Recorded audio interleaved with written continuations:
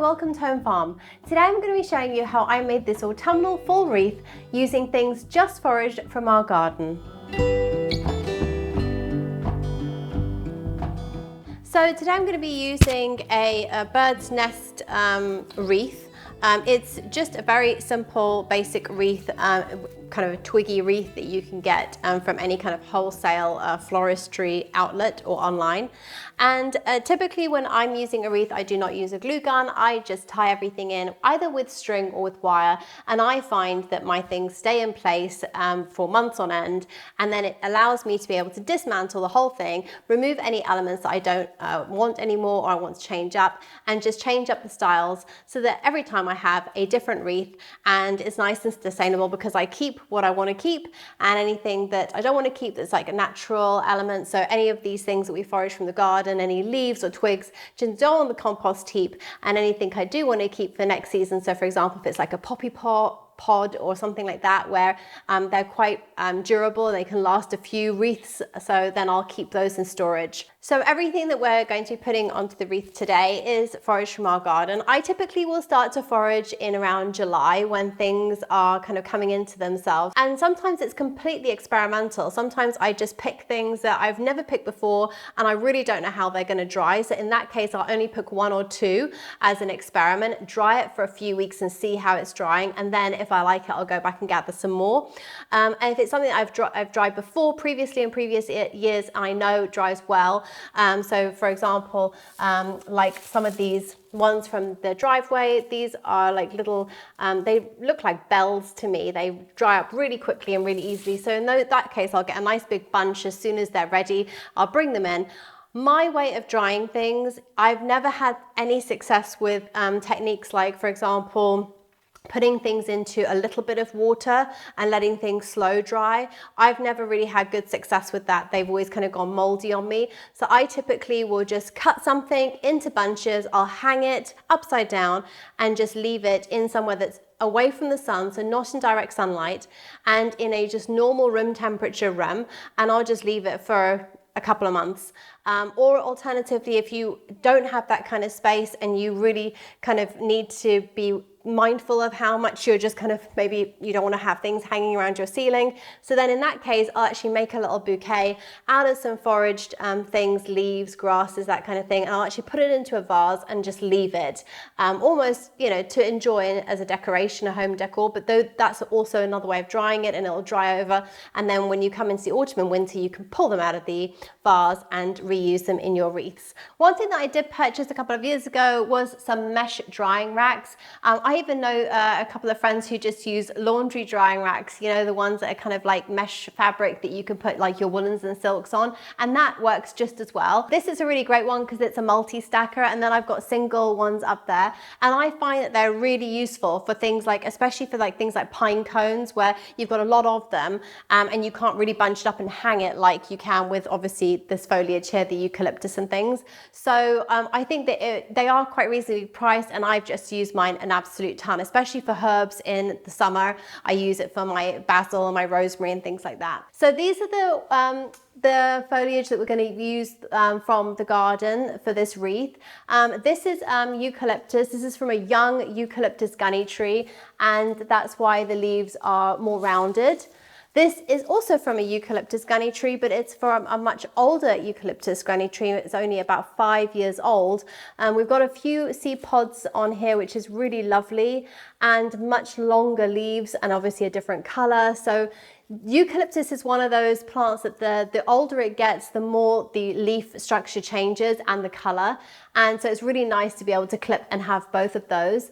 This is Nigella, which is a beautiful, you can see the little seeds that are falling out of the pods. Then here next to the Nigella, we've got Eryngium, a beautiful hardy plant, very thistle-like, and it gives you all those beautiful blue colors and the sagey kind of tones, and I think that's really lovely.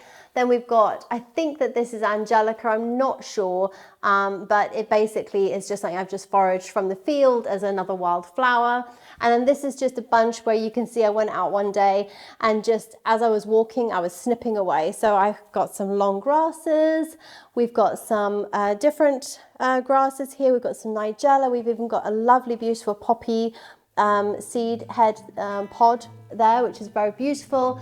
And then this last bunch, I think, was my olive tree where I just needed to shape it. So when I shaped it, I just kept the leaves. And then you can see in these drying racks here, we've just got other things like I just needed to snip and trim some of the lower branches off a tree. It's a copper birch. And so I just saved the branches and I brought them in, and I thought, well, I'll just dry them and see what they've dried like. Oh, actually, and there's some in there. I can see that this is smoke bush as well.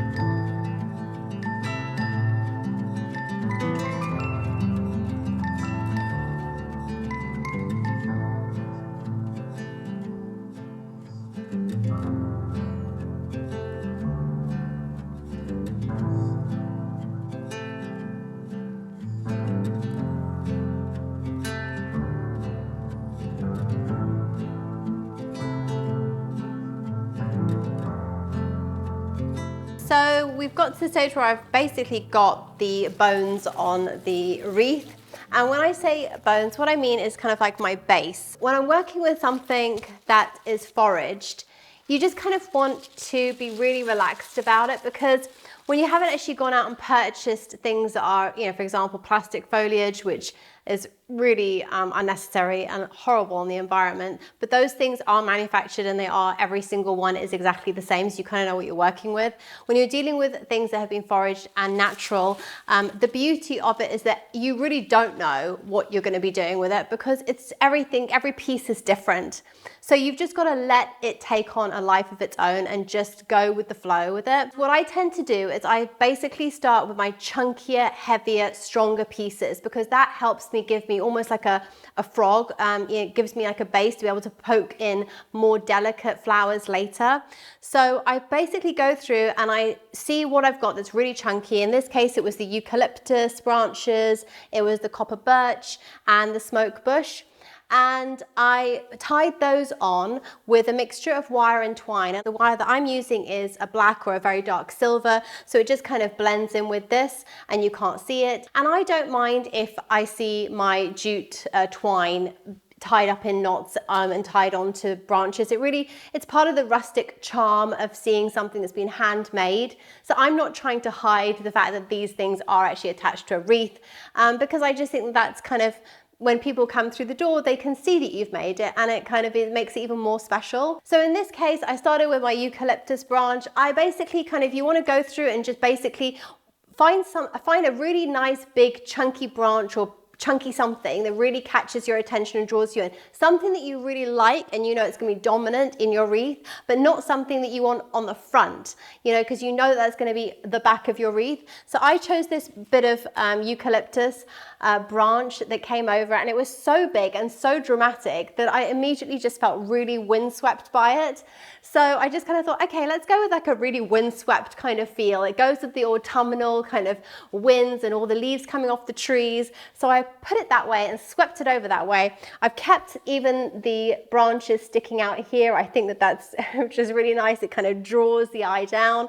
And then I just started to put in and layer up different things. It's all about layering with wreaths. So then I started to layer in some of the copper birch, some of the other eucalyptus gunny, some of the olive branches I've put in here. And then I just had one big smoke bush branch. It's really great when you are foraging for things. Take small pieces and small bits and small cuttings, but also do keep bigger chunks, bigger branches, things like this, which is a one branch. Just keep it and see, because you can either cut it up and use it as you want to later. For example, I just took my Felcos and trimmed stuff off that I didn't want. But in this case, it just worked perfectly as one piece. So it just creates real drama. And I'm putting this onto an old farmhouse door, so it's really big and chunky door. So this is kind of really starting to look good.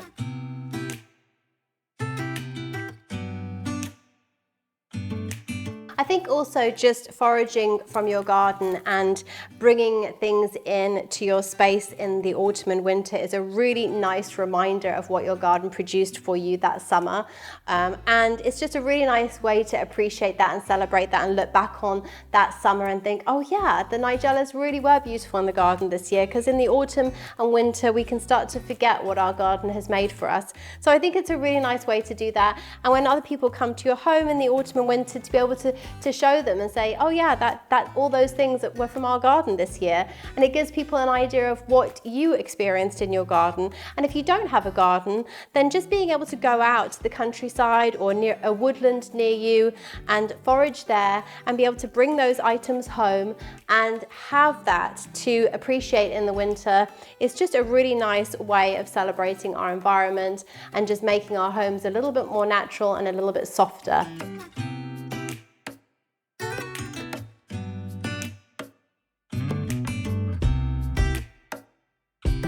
So we're just going to add some eryngium now, and this is quite thistly, so actually I might just put my gloves on. It is really handy when you're doing projects like this to have a pair of gardening gloves to hand, just in case, especially when I'm doing things like Christmas decorations and Christmas wreaths and Christmas trees. I always have my gardening gloves on to protect my hands from spiky bits, and I just love these Felco gloves. They've been such a good pair of gardening gloves this year. They've really protected my hands on so many occasions. And I just love the Felco brand. I think that everything that we've had from them has just been really good quality. I really like the general ethos of the company of the buy once. I think that when we first moved into my home farm, we didn't have a huge budget for gardening tools and gardening products, and we did kind of tend to purchase the kind of cheaper end of the products that were out in your garden centres, the kind of mainstream stuff, and it just wasn't lasting. I mean, just 6 months and everything was breaking, we're having to replace it, and I just got really frustrated with the fact that this was all ending up in landfill. And when we came across the Felco, I think it was the Felco 2s that were, it was the Felco 300s, my snips, were the very first Felcos I purchased. And they have just been great. They were still just as sharp as the day I got them. I really like the company's ethos as to this buy once. You know, they want you to just have, when you buy something from Felco, they want you to just be able to fix it, maintain it, replace spare parts on it. And I just think that is exactly the kind of sustainability ethos that I want from a gardening company and from any brand, honestly, that we're purchasing from. So I just really, their values as a company really speaks to me. And I know that when I started to read more about Felco and just find out, okay, so what else, you know, how deep does this, you know, buy once ethos go, but where else does it go inside the company? And it was really nice to find out that the company does a lot of grassroots projects. They do some really nice things in South Africa with regards to vineyards. They do a lot of sustainability projects, and they really get involved in the communities in those areas. Their manufacturing plant in Switzerland has solar panels. And what I really appreciate is that with my Felcos, and I've got quite a number of pairs of Felcos now, and all the aluminium parts on the Felco is manufactured from 50% recycled aluminium. So I know that, you know, that it's really nice that they think about their impact on the environment all the way through, right from the start of designing, right through to, you know, what materials they're going to use, right through to how they're going to make those materials in their factory, and then, you know, further on into, okay, so now how can the consumer get the longest life out of our products so that we're not just putting these onto landfill and, you know, really contributing to pollution. And I just think that is exactly the kind of brand and company that I want to support, and I want to be able to just go out and garden and use products like that and know that I can pick them up and use them, they're going to work for me, they're going to be reliable, and that the company has got the same kind of values that we have. So yeah, I've been really impressed with Felco, and yeah, these gardening gloves, I cannot speak highly enough of these gardening gloves. They have been really great.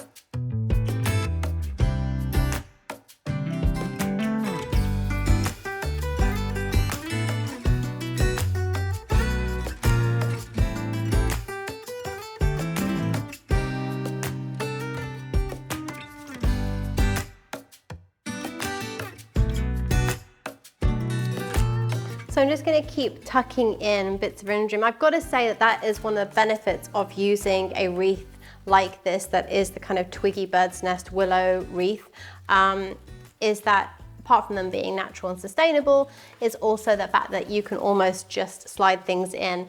And I would just really encourage you to not use a glue gun, and to really just take a little bit of time and push things in. Think about a wreath like a flower arrangement, you know, in a vase, where, you know, once you've got a few flowers in that vase to give you a bit of a structure, you know, you just have to slide stuff into those kind of holes and things just hold in place.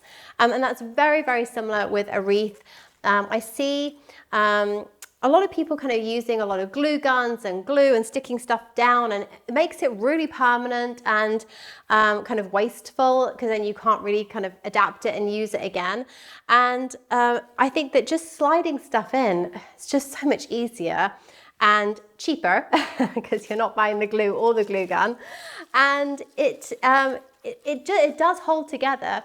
Believe me, nearly all of my decorations, in fact, I don't own a glue gun, so all of our decorations are not glued in any way. They're either tied or just wired in, and everything always stays in place. So I would just really encourage you to do that, because it just makes it look a little bit more natural. You'll find a good spot for something and slide it in, and it'll look really beautiful and organic and just relaxed. It'll give you that nice relaxed kind of feel to things.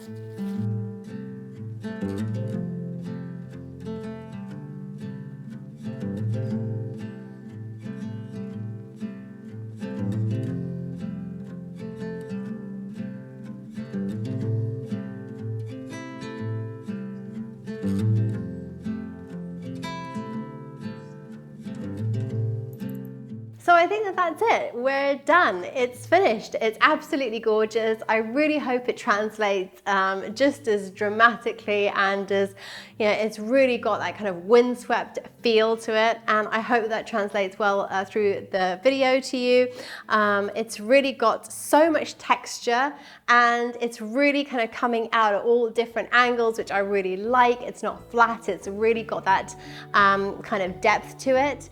And I've even just added a little bit of velvet ribbon here. I have a really nice collection of satin, velvet, cotton, all sorts of different types of ribbons.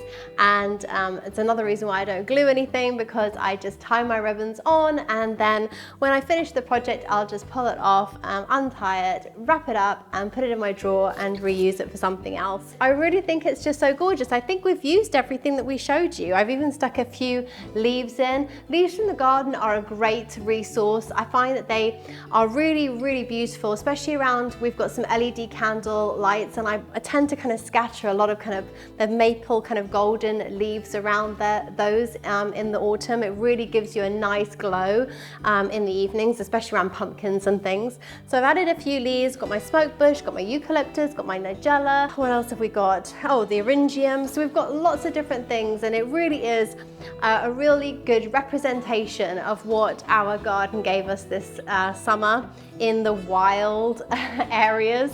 So I just think it's really lovely, and I'm just loving the colors. It's kind of muted, neutral colors, really earthy tones, and I just think it's going to look gorgeous on the door. The daylight has now started to go. It's the end of the day, so the light's not so great where I'm going to be hanging it. So what I'll do is I'll go and hang it this evening. I'll try and get some footage of it this evening when it's kind of like in that kind of candle kind of evening light situation, and then I'll also get some footage of it tomorrow morning when it's actually in proper daylight as well, so that you can really try and see it in hopefully all of its glory. So a huge thank you to Felco for sponsoring this video. We love working with the brand, and we really hope that you've enjoyed this video and it's given you some ideas and inspiration. Please subscribe and give us a thumbs up, and we hope to see you on our next video. Thanks for watching. Bye-bye.